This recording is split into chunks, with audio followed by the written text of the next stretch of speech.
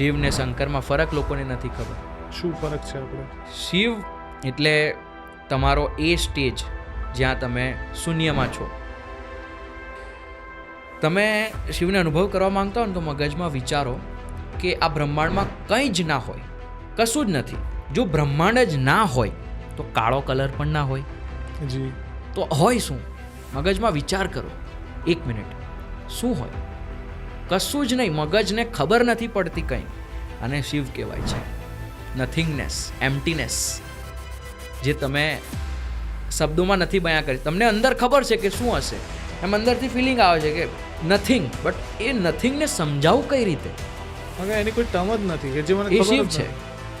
બરાબર. હવે આ શિવને જે અનુભવ કરે એ શંકર છે. તો શંકર પહેલી વાર એક સંત હતા ધરતી પર જે ચાલ્યા, આદિ યોગી. એમને પહેલી વાર શિવને અનુભવ કર્યા.